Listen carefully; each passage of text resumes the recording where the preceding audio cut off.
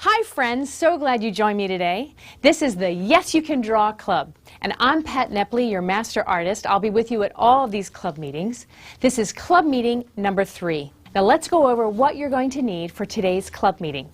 You'll need a standard pencil, a great eraser, and at least 3 pieces of paper. Any kind of paper is fine, white or slightly tinted, any size is good. And the last thing you're going to need for the meeting are 2 apples. Now, why do we use fruit to do drawing? Well, I'll give you a good reason. In fact, if you go back and look through some art history books, you'll see that lots of artists use fruit to do their drawings. And that's because they could always find it, it stayed put, unlike a pet or a friend who might walk away, and they're perfect shapes for practicing as a young artist. So that's what we're going to do today, continue talking about contour drawing. So in addition to contours, understanding the outline or the edges that make up an object, and that's an important skill, we're also going to talk about composition, where you place those items on your page. Okay, so you need to plan your picture. So whether you have 1 apple or 2, you need to plan where it's going to be. I'm going to place my 2 apples very close together, touching, but one will be slightly ahead of the other. So where you are, place your apples at the edge of a table or the edge of a desk so that they're still at least an arm's length away from you, but right next to each other.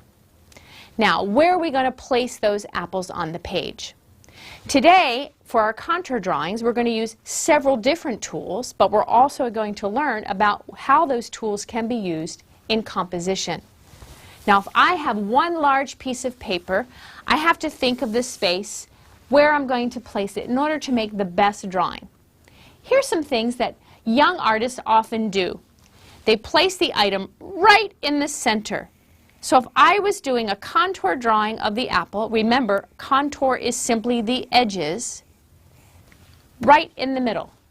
That seems good, right? Everybody will see your drawing, but it's kind of boring. It lacks pizzazz.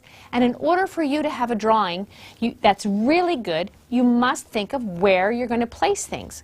Composition. This just looks like it's floating in the middle of the page. Another common mistake young artists do is they think if an object is sitting on a table, like your apples, it has to be at the bottom of the paper. But then there's all this space up here. The better thing to do is to place your apples up in the center area, not on the bottom of the paper, but define that it's sitting on a table by making a table line. Now these 2 apples are in the center of the page. That's okay, but a more interesting composition would be to set your apples to one side or the other. That has more interest. Now, let's look at something else about these apples. The contour drawing of these apples shows that one is higher on the page than the other. That's how you show depth, boys and girls. If your 2 apples are close together, rather than putting them side by side like this, you want to make sure there's overlap. That shows depth. Placing the apples close together, but creating depth by making one higher on the page than the other, makes it look more real. Okay, so now you're going to get started and draw your 2 apples. Take your time and watch me. Okay, I have my 2 apples close together. Now, in this drawing, the left apple is behind the right. I'm going to flip it for this exercise. My apple that's behind is on the right. My apple that's forward is on the left. So I'm going to draw my apples very slowly. Remember, contour drawing is all about connecting the eye with the hand and using a single line to go around. Now this time I am going to look back and forth from the apple to my page, because I need to see where the second apple comes in. I want to show depth. I'm going to raise it higher on the page, and I see that my second apple joins up with the first one about here. And it kind of is tipped to the side. Its stem is not straight up. So it's higher on the page, and this stem goes like that. Now, an important part of composition is defining for whoever's looking at your drawing where the apples are. Mine are on a table, so you want to give a table line. And that shows the viewer where your apples are placed. Now, why is it important to plan your painting? Because has this ever happened to you? You start to draw something, let's say a guy on a bicycle, and you draw the bicycle and it's perfect, and you're ready to put the guy on top, and you run out of room for his head. And now you have a guy with no head on a bicycle because you ran out of paper. Or maybe you're doing a beautiful drawing of a house and flowers and trees, and you run out of space for the most important things you wanted to put in there. That's why you plan your drawing and you keep your marks light. Now, I have to draw a little bit darker for you to see it, but when you're drawing, make sure you do your apples lightly. So if you run out of room or you connect lines in your contour drawing and they're not quite right, then you can erase. Do you remember our tip on how to keep your lines light? Slide your pencil out away from your points of your fingers. That way you can't apply a lot of pressure. Great. Now, what about some other tools? Pencil is great for contour drawing. It easily erases and it gives you a nice even line. But since we're talking about lines in contour drawing, there's different quality of lines that you can get with different tools.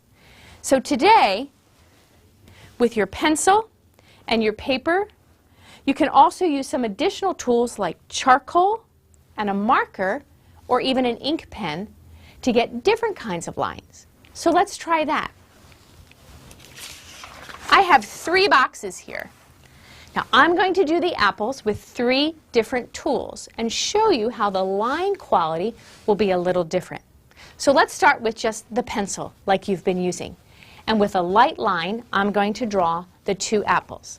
Now you can draw it along too. This is a great exercise for you to practice contour drawing.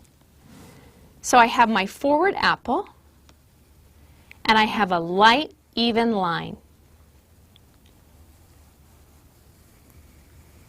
Notice that the line thickness stays the same. If I were to change to the overhand grip, I might be able to get a thicker line, but right now I'm in the basic grip.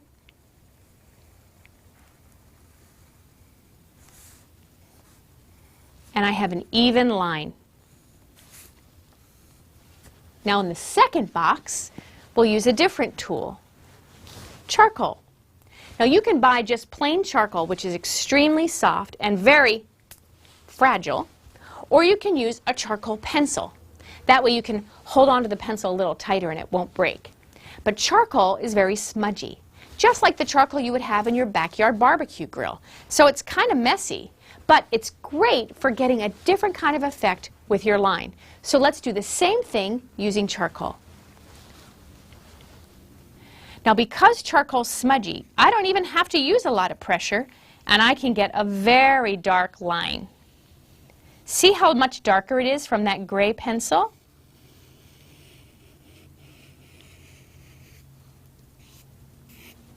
Now because charcoal's smudgy, I can use a heavier line at the bottom, and with my finger I can smudge it to give the apple some weight. See? Like a little bit of shadow at the bottom. So let's do the second apple that's behind it. I love drawing with charcoal. Now charcoal does not erase as easily as pencil, but you can erase it. Now where do we have some shadow in these apples? Right in the little dimple where the stem comes out. So that's a perfect place to smudge. Okay, let's use another tool. Now, a black marker or an ink pen can't be erased, but sometimes you want that kind of line in your drawing. So down here, I'm going to use in the third box my Sharpie marker to do the contour drawing in ink. Now, boys and girls, you will learn throughout all these Yes You Can Draw clubs how to use different tools for drawing, because drawing is not just with a standard pencil. Sometimes an ink pen or marker is the perfect tool.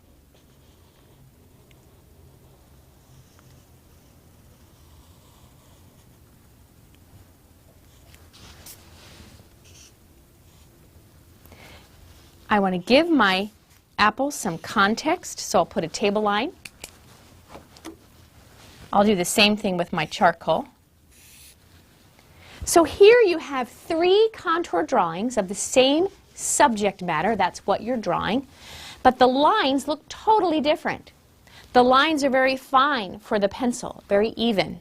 For charcoal, they vary in thickness, a thicker line and a thinner line. And you can even smudge it so it gives a different quality.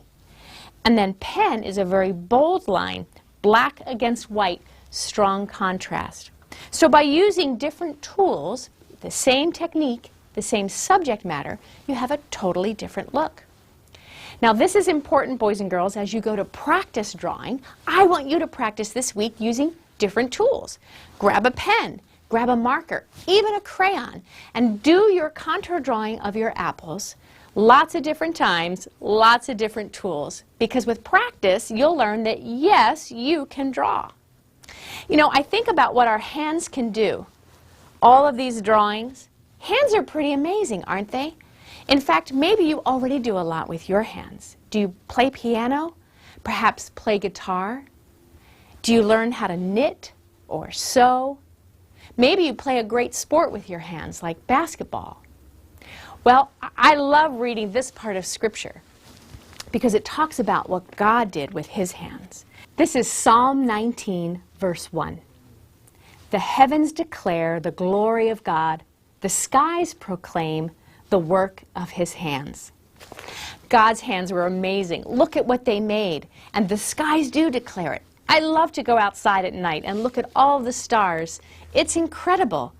And I know that God, as the master creator, gave us the ability to be creative with our hands. And so I hope you're going to join me for lots more of these club meetings, because yes, you can draw. Thanks, friends. I'll see you next time.